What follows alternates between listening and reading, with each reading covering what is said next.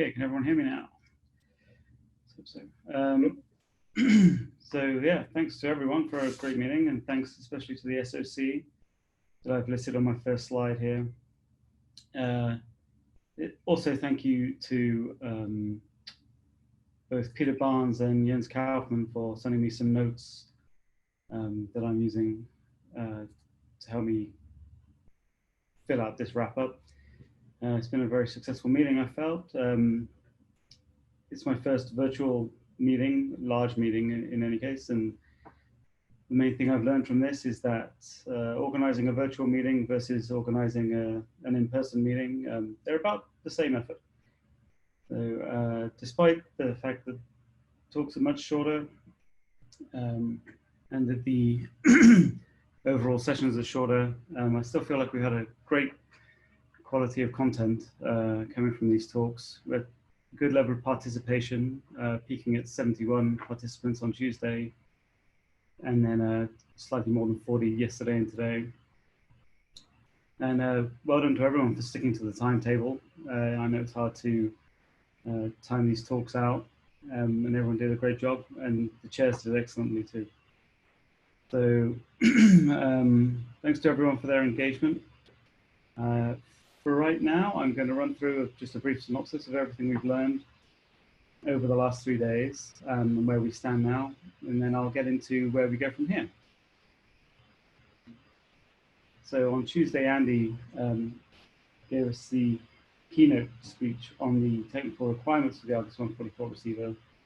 And the takeaway that I had from that talk was he left us with a very large list of challenges that could have been intimidating, though I heard several people over the course of this meeting say, it's just engineering. So I'm confident that there's no real problems that we can't get through. Dave Freya explained to us exactly why the GBT is so good for an instrument like Argus 144, not least of which the fact that we have 300 hours of nighttime, 3mm weather. We're hoping to expand this using Lassie, and if nothing else, using Lassie will cut down on our overhead times, which is currently a factor of 2 when using Argus 16. Pointed out that we've achieved the theoretical beam widths with Argus, so it's also promising for Argus 144. Steve White gave us some more challenges for the digital backend and the general environment of the Argus 144 receiver, especially something that would be of interest to a lot of people listening, that we may want to revisit the LO distribution, especially the Yick filter. He gave us some promising news, though, that even though there'll be the larger duo with the Argus 144, which will require a larger window, that we're close to doing that already. We know we have a clear pathway through on how to achieve that. A point of a lot of discussion was introduced by Steve in his talk with the news that, well, perhaps not news, but the information that Argus 144 will have a bandwidth of 600 megahertz. Dave pointed out, though, that we will still be able to use the current ability of Argus 16 with the existing Vega spectrometer. Nico gave us a very interesting talk explaining how his combination of hemp and silicon germanium technologies can result in very low noise and high integration levels on his chips, allowing for arrays like Argus 144. There was some discussion about that later, which I'll get into in a second, but everything looked very promising with better power consumption and better noise than any previously published silicon amplifiers. Now, in the discussion, Marian pointed out gave his opinion, I guess, that these hemps are not as good as people are saying, that we need more evidence before we put much stock into that.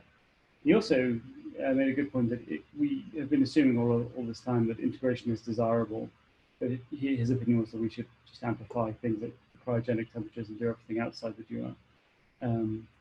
Kieran made the point that whatever the situation is, we can definitely improve on the Argus 16 LNAs.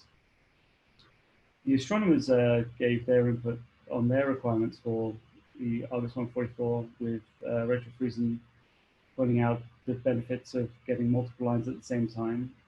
Brian Svoboda pointed out the uniqueness of the GBT at 3mm. So even though we know there are several other single-dish telescopes that can get similar resolution on surveys, these are usually observing higher excitations and therefore are not as good for observing cold clouds. Andy said that with our first submission, there was a definite expectation from the referees that 12CO would be within the capabilities of Argus 144, but the astronomers present at the discussion were showing large support for other lines.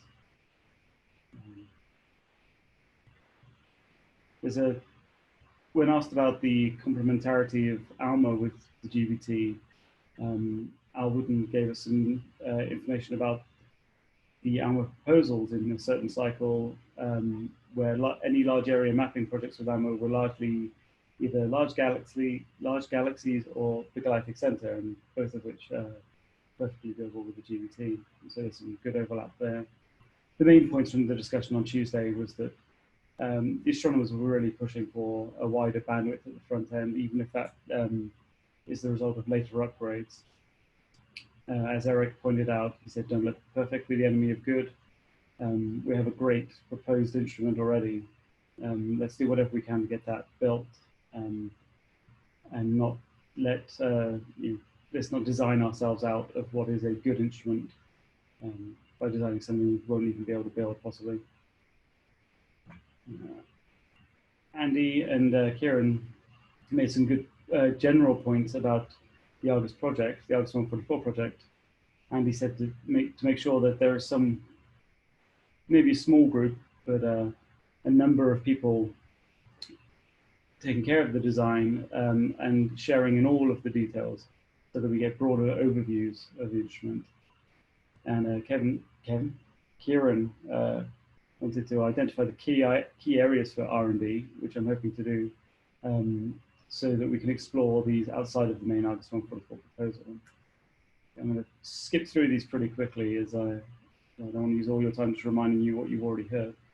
But Sheyu gave us a good talk on the gas kinematics and molecular clouds, and reminded us of the need for a statistically large sample at high resolution of molecular clouds in order to solve, in her case, the angular momentum problem. But there are several other scientific issues there. Peter gave us a lot of warnings from previous surveys, and gave some good advice on how to proceed with Argus 144. Alberto and Amanda gave us the extragalactic view, demonstrating the strength of the current Argus receiver, which is great, and describing the benefit we would get from the increased array size. Rachel showed us what has already been done with a focal plane array like the KFPA on the Green Bank telescope, and gave us some hints of what could be done with the Argus 144, as did Brian. And Brian also pointed out the complementarity of the GBT to the around 30 meter, especially with the dust continuum survey. So the discussion on Wednesday became slightly philosophy driven in terms of how we would support the A144, the Argus 144, and whether we would have service observations or dedicated projects and so on. Jens pointed out that students and postdocs already have little hands-on time with telescopes, and the GBT is dedicated to being a training institution, so it's something we take to heart. A point was brought up about whether we want to do large galactic surveys, for example, or do more projects like the KPA, where we have multiple regions mapped, where we've had ramps, gas, and keystone, exploring smaller regions in the galaxy, but at the same time, very beneficial large regions. Eric pointed out that the GBT is great at 3 millimeters. So apart from the zero spacing we get, it's starting to resolve the scale height of nearby galaxies like Andromeda. And there's not many other telescopes that can do that. There's good support for nearby galaxies, which Amanda supported. And there were some points made about how we sell the case of the Argus 144 on the GBT rather than investing that money elsewhere.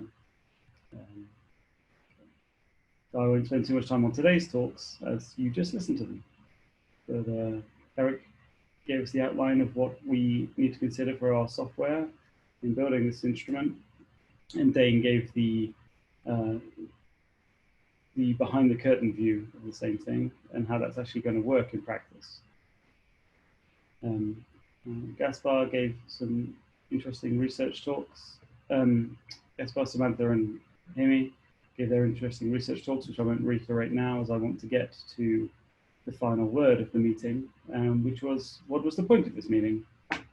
I think we've made a really excellent case for the scientific merit of Argus 144. I don't think it was lacking to begin with, but we certainly brought up a lot of good points. People have a very clear idea of what is wanted from the astronomy community, at least those present. And I feel that we've clarified the current engineering needs for the instrument. From Greenbank's point of view, we are intending to submit a new Argus 144 proposal in December 2021, which is the next MSIP call. But there is work to be done before then, if we want to get a successful proposal submission through. And part of that means that Argus 144 needs to be a community-driven instrument, which means all of you listening are needed to help make us make this a reality through planning, development, and commissioning. And we are planning to form a Science and Engineering Steering Committee, potentially subgroups within that. And where we go from here is that under the science banner, we are going to take the great ideas we've had in the last 2 days and the ideas we had before and turn them into a really solid science case, which was already good. So I don't think that's going to be too hard. Though they may have some tough work determining how the Argus surveys, the Argus 144 surveys are going to go ahead, and what the plan might be in terms of commissioning science, shared risks, observations, and so on. There are some great surveys already happening with Argus 16, which will provide some preliminary results that we can build on from there. And in engineering, we're hoping that so people will be excited enough about what's been said in this meeting that we can start to explore the LO distribution, whether that is through a YIC filter or through alternatives such as the modular frequency synthesizers that Steve White mentioned. There's clearly some LNA development that needs to be looked into, and the support software pipeline aspects of the instrument all need full exploration. And with all of that, we hope to then finalize the instrument design before the submission of the proposal. Something that often gets left over the last item, but is still an essential part of any proposal these days, is the broader impacts of the instrument. We currently have no defined plan for that, though we hope that ideas will come from both the science and engineering groups. Our university and college collaborations are particularly important here, especially where we can bring in student involvement and training, and that's a key aspect of the R&D that needs to come about. So to anyone who's interested in joining in on this effort, there are grant deadlines coming, some of them very soon, and these are great opportunities to explore some of the ideas that have been brought up in this meeting. If you're interested in helping us make progress with this submission, and you'd like to join one of these steering committees, please contact me directly. My email is on the screen, and you've received multiple emails from me over the last couple of weeks. And we cannot do this without community support. So I'd like you all to think about what your contribution to this project could be. I will be sending out some information and invitations to join the Argus 144 steering committee. Please feel free to spread the word amongst anyone else who might not be listening right now. And yes, we will be seeking permission from all the speakers here to post the talks from the workshop online, and I will be circulating the links to those talks. Many thanks to all of you for a successful and engaging meeting. I thought it went really well, and I'm very grateful for everyone joining in and really getting engaged. I'll see you all in the discussion. Thank you.